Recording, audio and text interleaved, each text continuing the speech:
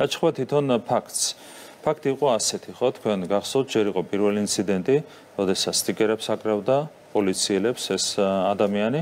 შემდეგ მოხდა მისი დაკავება, შემდეგ პირობით გათავისუფლება და როგორც კი გარეთ გამოვიდა პოლიციელს მან სახეში გაარტყა ხელი, ხო? არ ხნა რა, გოგო, არ ხნა რა. ზია მაღლობელს აკავებენ, ზია მაღლობელს ბათუმელების მენეჯერს აკავებენ, ზია მაღლობელი დააკავეს. ზია მაღლობელი დააკავეს ამ ზია მაღლობელი დააკავეს ახლახანს ბათუმელების